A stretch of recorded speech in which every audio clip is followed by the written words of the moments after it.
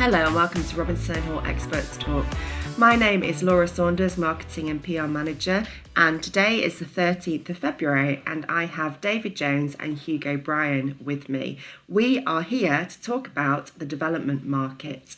David Jones is partner and head of agency. He has been instrumental in Robinson Hall's growth for the past 4 decades. His local agricultural roots, combined with his extensive experience across the country and strong negotiation skills, put him in good stead to advise on a varied range of development opportunities. Hugo Bryan is Assistant Development Surveyor. Hugo joined Robinson Hall 4 years ago with development experience. He has worked on various schemes and has the expertise to advise and progress development opportunities. Welcome, David and Hugo. Laura, thank you very much for inviting us along. Thank you very much, Laura. So, first things first, how is the market?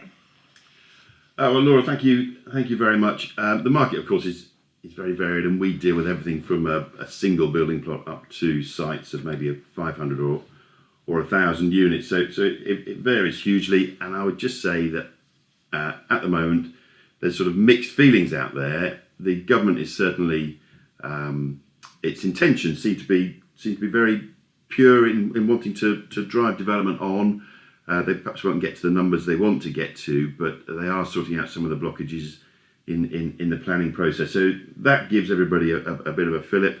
On the other side, I don't think anybody particularly enjoyed the budget, and the economy is proceeding cautiously. So it's not boom time, but it's not bust either. I think good sites will always find a buyer. If you've got a site with loads of difficulties, then perhaps it'll be a bit more difficult, a bit more tricky. David, don't you think the government's potentially being a bit over ambitious at the moment? They're looking to build out 370,000 homes a year. That does feel like they're not going to... Yeah, I mean, I don't think many people in the industry think they're going to achieve what they want to achieve over their 5-year term. But let's say they achieve half of it. That's more than that's more than the previous governments managed to achieve, and we're moving in the right direction. I mean, just finding enough bricklayers and chippies to build the houses could be a problem. That's going to take years to build that sort of stock up as well. So getting houses built, could be a problem even if they get through the planning system. But let's give the government credit for the time being. They're moving in the right direction, and even if they only get halfway there, that's surely better than nothing. Better than staying where we were. I guess what's quite encouraging today, I was hearing on the radio that interest rates are coming down. There's a few providers suggesting figures in around 4% now, which is nice to see. It's a bit lower. That might help, particularly with smaller development sites, when the scale of the developer and the funding they need, they often have to borrow quite heavily. So we might see that market picking up. Well, and that combined with the fact that net population growth keeps going up, the demand for places for people to live isn't going away in a hurry. So generally speaking, the price might be tempered a little compared to the best of times of a few years ago, but generally speaking, any site should find a buyer, certainly in our part of the world.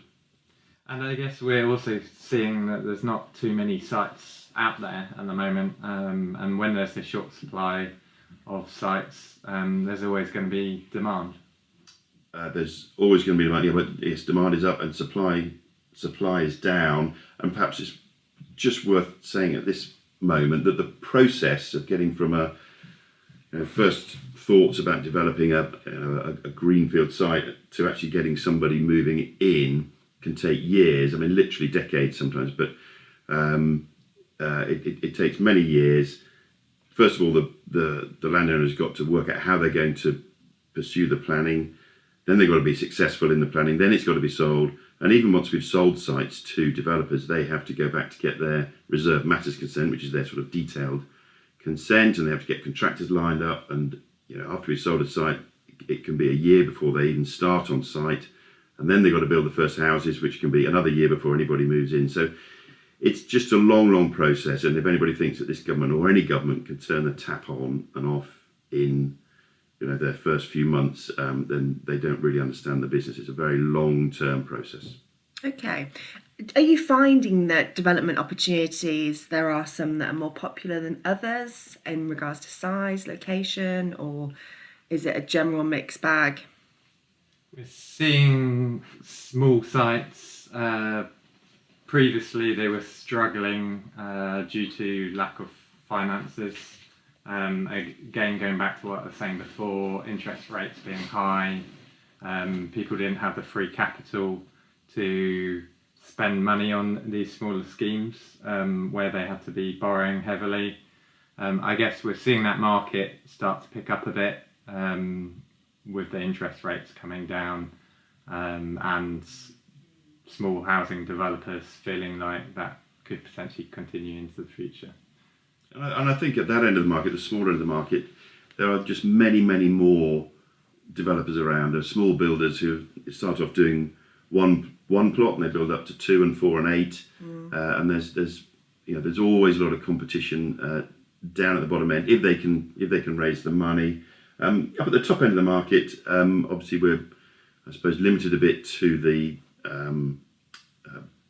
big name companies. There's 4 big ones and there's another 4 or 5 below that, and beyond about 10 or 12 companies it tapers off.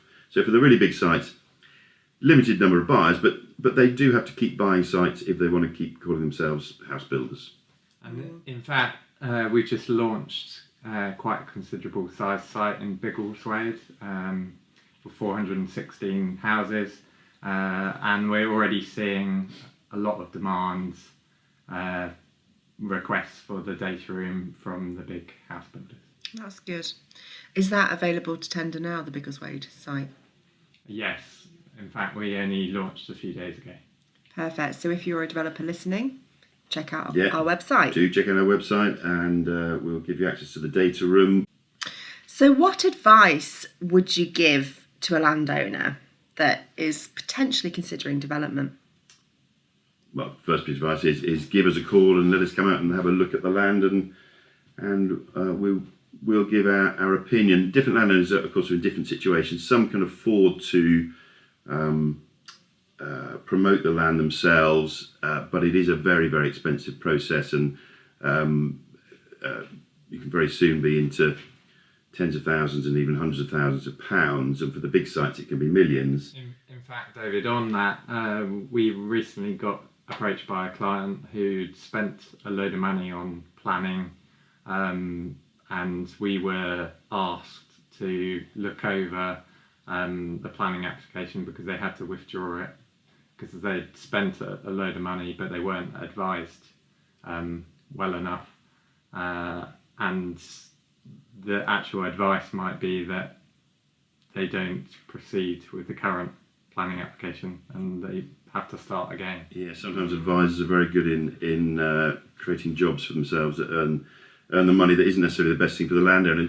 We do find that most of our clients would prefer that the risk and the cost and the risk falls on someone else. So a lot of our work is putting landowners together with promoters, professional promoters who have the funding and have the experience to spend all of that money that needs to be spent promoting land. If it doesn't come off, then the cost falls on that promoter. If it does come off, then the landowner has to share the spoils with the promoter who's taken all those risks. And we hold the landowner's hand through that whole process, right from choosing a promoter to negotiating the terms, getting it all documented, monitoring the process through hopefully to a planning consent, and then handling the sale of the site on the open market on behalf of the landowner, and working out how the funds should be divided between the parties. Great. Do you have anything to add, Hugo? The only thing I would add is sometimes we do struggle to find people to promote the smaller sites. There's lots of house builders that are often interested in smaller sites, but they want to be dealing under an option agreement. Right. rather than a promotion agreement. Sometimes we would suggest to the client that if we are going to go down the route of an option agreement, that maybe we agree to a fixed price, and then we'd look to ensure that it was index linked. I suppose we should clarify the difference between an option agreement and a promotion agreement. So under the latter, the promoter risks his money. If he's successful, then the land is put on the market by the landowner and it's sold on the open market for the best price that's available, and the promoter takes a percentage share. So everyone remains friends all the way through. Under an option agreement, typically once the promoter has planning permission, he has a right to buy the land at a discount to market value, and then in my experience, inevitably you end up in a war with that promoter. He tells you that the land is worth tuppence halfpenny, whereas you think it's worth millions of pounds, and a horrible argument ensues, and it's rarely very satisfactory. So we avoid those sort of options if we can. As Hugo says, sometimes we'll do a fixed price option or options under a slightly different basis, but where you've got to go to a valuation process, it's usually unsatisfactory.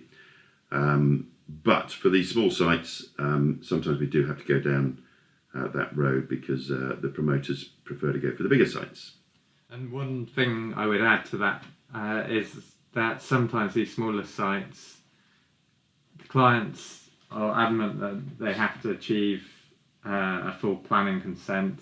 Some of these sites, actually, they've got a lot of hope value to them already, and therefore we've seen good prices being achieved in our auctions prior to actually getting a planning consent. Or sometimes the planning consent has lapsed, but people are confident in the market that they'd get the same consent.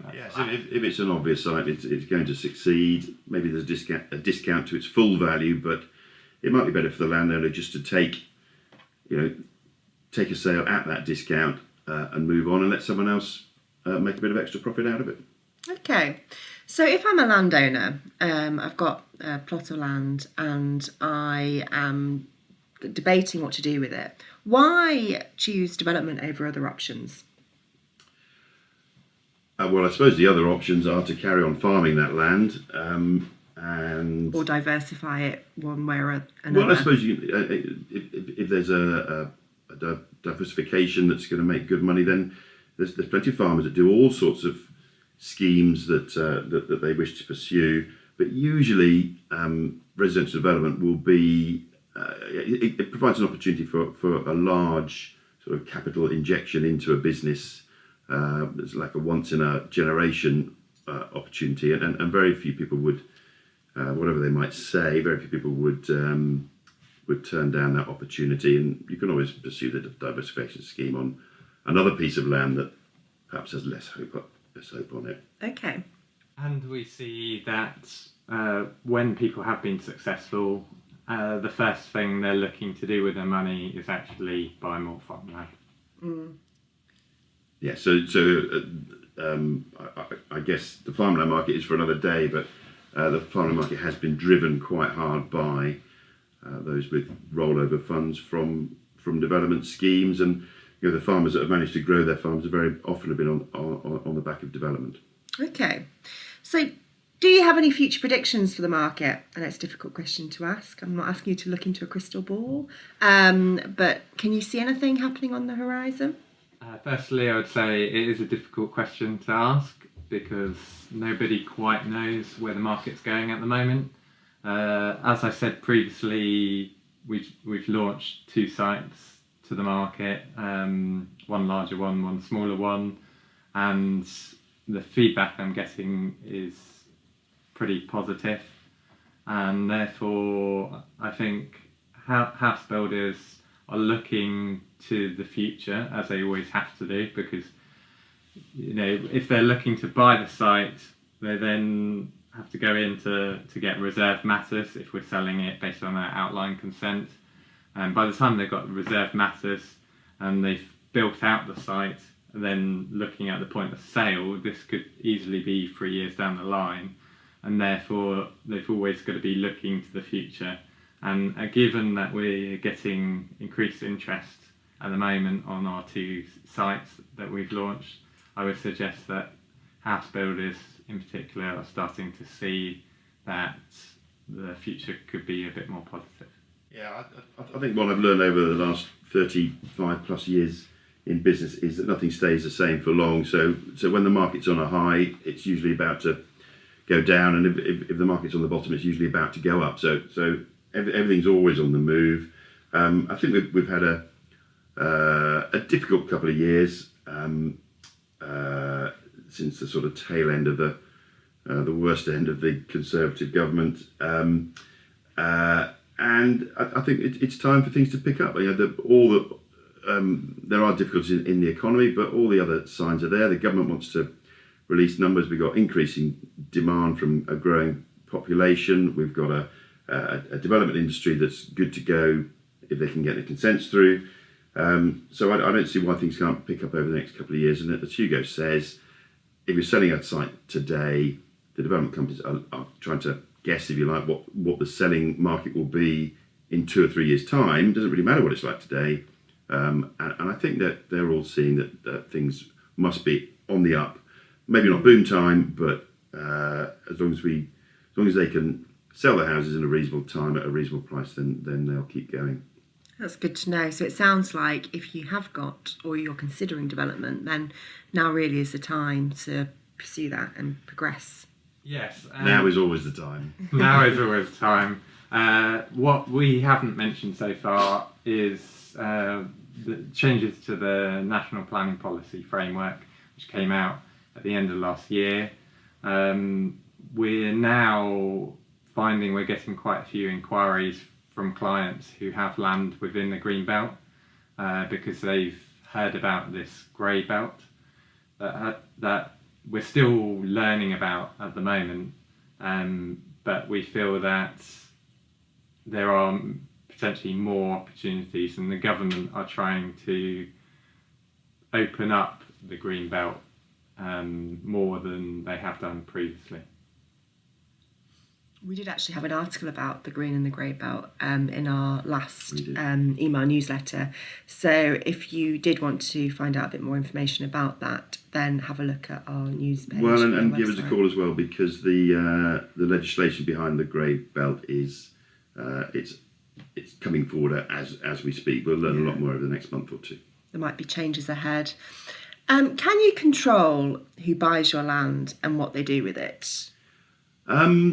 Well, to a degree, but bear in mind, if you're in a promotion agreement with a promoter, you're probably legally obligated to sell to the highest bidder. So once you've sold to that bidder, whether you like what they build or not, is somewhat out of your hands. You can, if you want to build in some controls, you really ought to build it in from the beginning and let your promoter know that there are certain other constraints.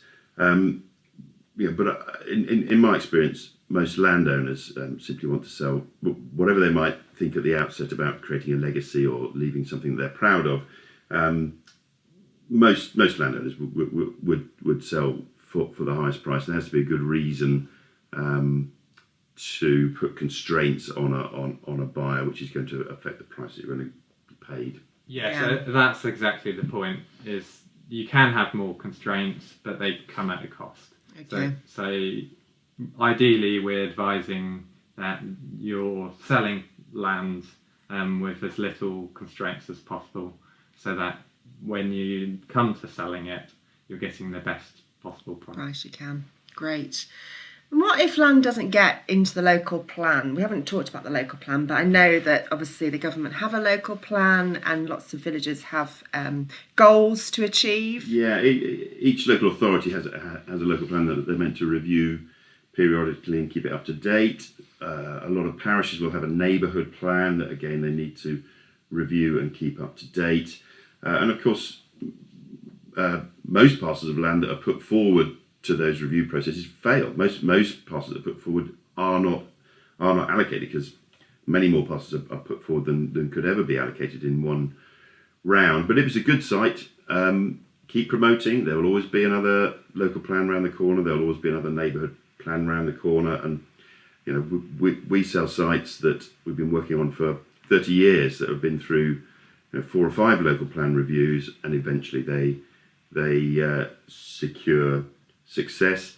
However, having said that, if you become tired of that process, if it's a good site in a good village, you won't get full development value, but you can always sell it. If there's a bit of hope value, then you can enjoy that. But, So you can sell it without it being in the local plan. Well, you can, of course. I mean, it's just a field then, isn't it? But if it looks, I see. if it's in a good place, someone might pay you a bit of a premium. Okay. Just to add to that, there is also, depending on where your land is and which local authority it's in. For example, Bedford Borough's local plan was thrown out, and they're not meeting their housing requirements, and so there's an opportunity for sites to be submitted, and then if they fail, the chance of being successful at appeal is probably higher than it has been for some time. Yes. So if your land isn't allocated, you could still make a planning application, and if your local authority doesn't have an up-to-date local plan, then certainly at appeal you've got a much better chance of success, because if the local authority won't provide the sites, then they can be won through the appeal process. So yes, there is another route there. Okay. So we've talked a lot about the process and obviously our expertise. It's worth just mentioning that we also have a planning department. We do, lots of other services. Yes, and on the strategic development side, we work quite closely with our planning department, because I suppose particularly on the smaller sites, they might do a bit of planning work, and then we do some promotion work, and that works very well together. So we have got a varied range of services. As you can tell, David and Hugo are very experienced. If you would like to contact them to discuss your project in more detail, yes, please do so. Do you have anything else to add before we conclude? Just to say, we're always very happy to speak to landowners at no cost. We understand that joining up with a promoter is a big decision, but joining up with a land agent is a big decision as well. So we're always happy to come and meet people, look at land, give an opinion with no strings attached. So give us a call, we'll come and see you. We often find that landowners, they sit on their land for a while. They always talk about, one time in the future I might be able to get planning on that land. Well, act on it now. Just pick up the phone, and we can come out and see you and give you some free advice. Great. It's a long process. If you want to find out Hugo and David's contact details, please visit our webpage. The best place to find them is on the Meet the Team page. Their direct line, mobiles and emails will all be there. Please reach out to them. And I have filmed various podcasts. Thank you for listening today. There's lots on our website on the podcast page. There'll be more on the horizon. So please check them out, and hopefully I will see you again soon. Many thanks. Goodbye. Thank you. Our podcasts are for informational purposes only and should not be considered as legal advice. We are not responsible for any losses, damages or liabilities that may arise. The advice and views are from the expert only.